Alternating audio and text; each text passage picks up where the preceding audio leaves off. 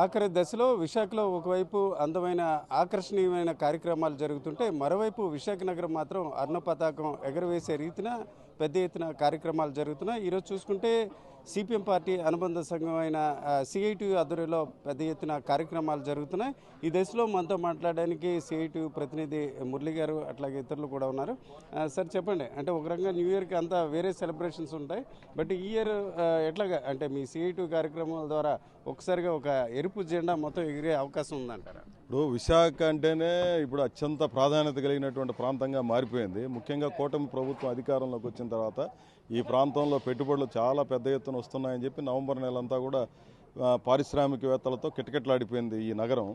ఇప్పుడు పారిశ్రామికవేత్తల దగ్గర పనిచేసే కార్మిక వర్గం వాళ్ళ భవిష్యత్తు గురించి చర్చించుకోవడం కోసం ఈ విశాఖ నగరానికే రావడం అనేది ప్రత్యేకమైంది. అదే మాదిరి స్టీల్ ప్లాంట్ని అమ్మకానికి పెట్టి ఏ రకమైనటువంటి ఆటంకాలు తెస్తున్నారో మనం ప్రతినిత్యం చూస్తున్నాం. అట్లాంటి స్టీల్ పరిశ్రమ పోరాటం 5.5 ఏళ్లుగా చాలా పెద్ద ఎత్తున జరుగుతోంది.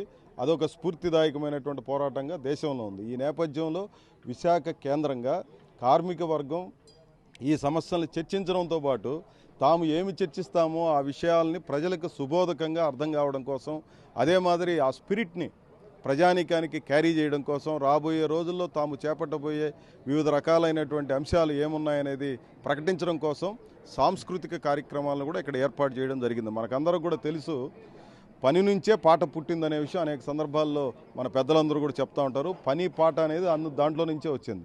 కాబట్టి శ్రామిక వర్గం కష్టజీవులనంటే వాళ్లకు సాంస్కృతిక ఉద్యమంతో సంబంధం లేదు అనుకోవడం పొరపాటు. అందుకని వాళ్ళు ఈ కళాకారులందరూ కూడా అత్యధికులు ఉద్యోగులు, కార్మికులు, కష్టజీవులు.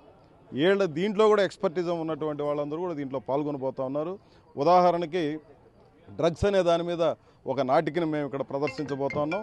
ఇది సమాజాన్ని ఎట్లా పీడిస్తూ ఉంది, భావి భారత పౌరుల్ని ఎట్లా నిర్వీర్యం చేస్తూ ఉంది, భావి భారతాన్ని కాపాడుకుందాం అన్నటువంటి స్పిరిట్తో ఈ డ్రగ్స్ అనే నాటికలో ఒక సందేశం ఇవ్వబోతున్నాం.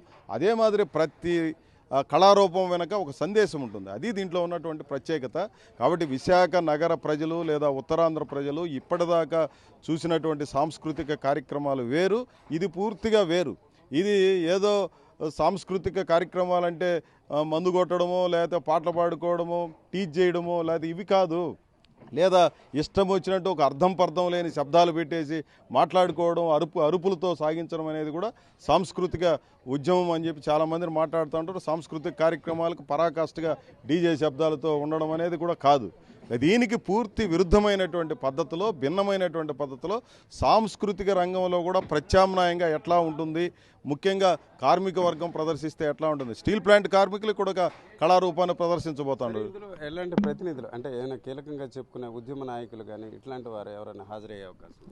31వ తేదీ నుంచి 4వ తేదీ దాకా ఇక్కడ డిసెంబర్ 31 నుంచి జనవరి 4 దాకా జరిగే కార్యక్రమాల్లో, మహాసభల్లో 1300 మందికి పైగా కార్మిక యోధులందరూ కూడా, నాయకులందరూ దేశవ్యాప్తంగా ఉన్నటువంటి అన్ని రాష్ట్రాల నుంచి, కేంద్రపాలిత ప్రాంతాల నుంచి ఇక్కడ పార్టిసిపేట్ చేస్తున్నారు. వీళ్ళందరూ కూడా ఆయా రాష్ట్రాల్లో చాలా పెద్ద ఎత్తున ఉద్యమాలు నిర్వహించినటువంటి వాళ్ళు. తిరుమల తిరుపతి దేవస్థానంలో కార్మికుల సమస్యల మీద మాట్లాడి పోరాటం చేసినటువంటి నాయకులు అక్కడి నుంచి వస్తున్నారు.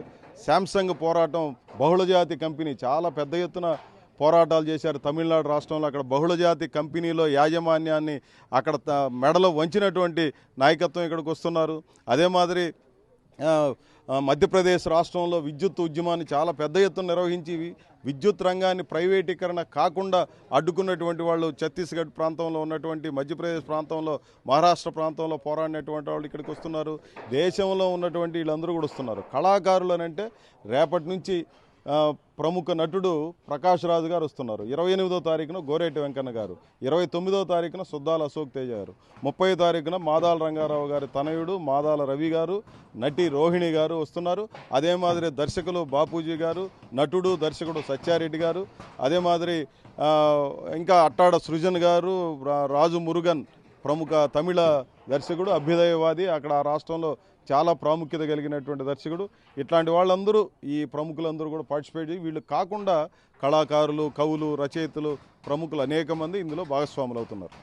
వాస్తవానికి ఈ జాతీయ మహాసభలు డిసెంబర్ 1 నుంచి ప్రారంభమవుతాయి. అయితే ముందస్తుగా ఈ నెల 27వ తేదీ నుంచి భారీ ఎత్తున సాంస్కృతిక కార్యక్రమాలు నిర్వహించడానికి సిఐటి సిద్ధమవుతుంది. ఒకవైపు విశాఖ నగరంలో ఇతర న్యూ ఇయర్ సందర్భంగా వేరువేరు కార్యక్రమాలు చేస్తుంటే భిన్నంగా శ్రామిక స్ఫూర్తి గల కార్యక్రమాలు ఇక్కడ ఏర్పాటు చేయడం ఒక ప్రత్యేక ఆకర్షణగా మనం చెప్పుకోవచ్చు. కెమెరా పర్సన్ తిరుపతితో రామచంద్ర, ఆర్టీవీ, విశాఖపట్నం.